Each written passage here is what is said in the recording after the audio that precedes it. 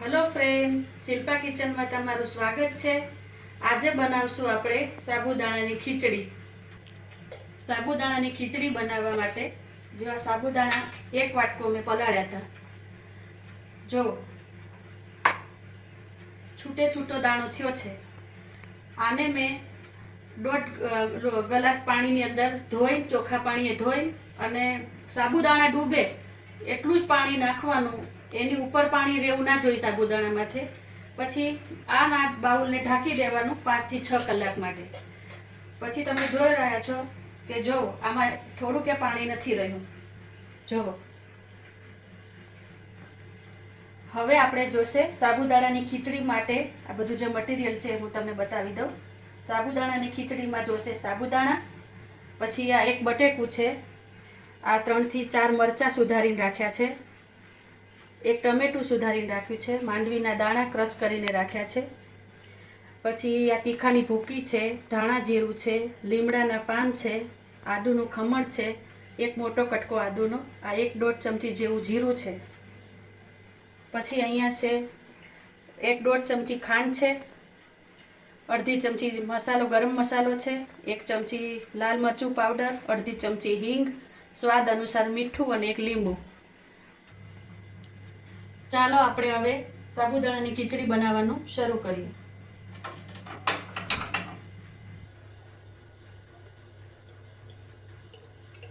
અંદાજે આપણે 3 ચમચી જેવું તેલ નાખશું। તેલ આવી ગયું છે। હવે આપણે પહેલા જીરું નાખશું।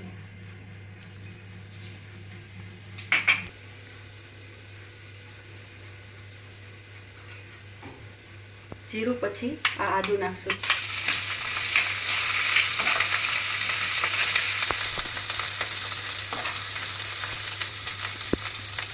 હવે આપણે આ લીમડાના પાન નાખશું।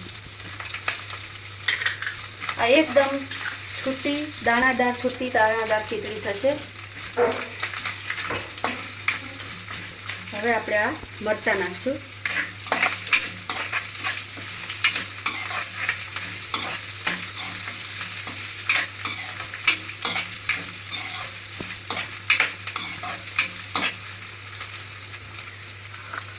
આ એક ટમેટું છે એ નાખશું।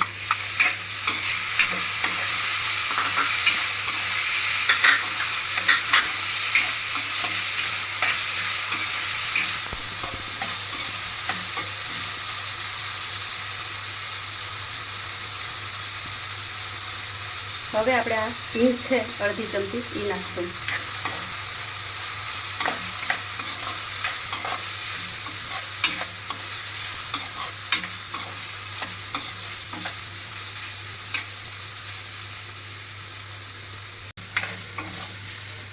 હવે આપણે આમાં આ મીઠું નાખશું।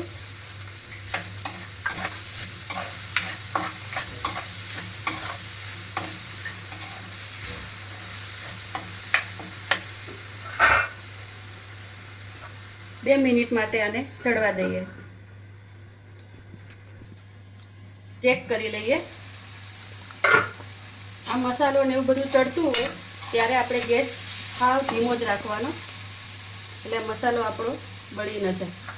હવે આપણે આ બાફેલું બટેકું રાખ્યું છે સુધારીને એ નાખશું। હવે આપણે આ મરચું પાવડર નાખશું 1 ચમચી,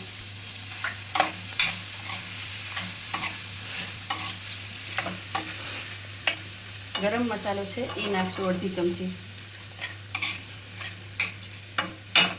સ્વાદ અનુસાર ખાંડ નાખશું, આ ધાણા જીરું પાવડર છે એ નાખશું, આ 1 વાટકી માંડવીના ક્રશ કરીને રાખી છે એ નાખશું, આ 1 ચમચી તીખાની ભૂકી નાખશું,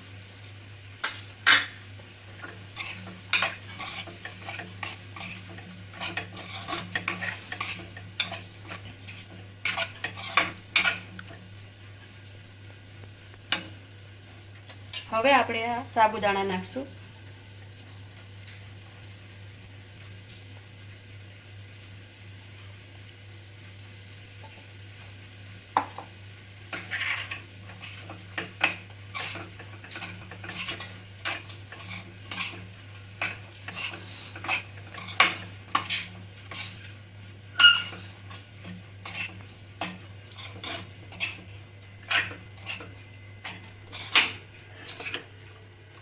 જોવો છે ને દાણો છૂટો.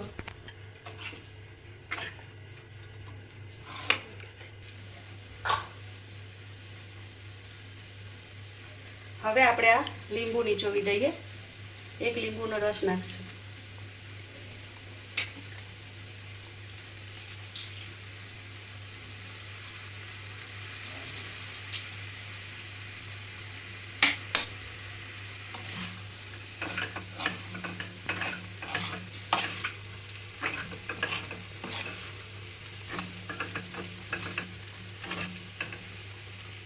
હવે આપણે આને 5 મિનિટ માટે ધીમા ગેસે ઢાંકી દઈએ.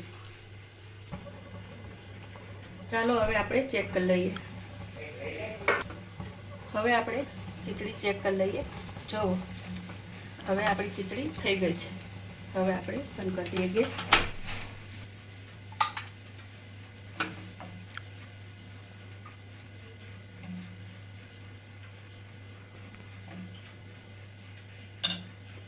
હવે આ કોથમીર નાખી દઈએ. સાબુદાણાની ખીચડી જમવા માટે તૈયાર છે. આમાં તમે ફરાળી ચેવડો એડ કરીને પણ ખાઈ શકો છો. અને આ વિડીયો તમને કેવો લાગ્યો એ મને કોમેન્ટ કરીને કહેજો અને મારા વિડીયોને લાઈક કરજો.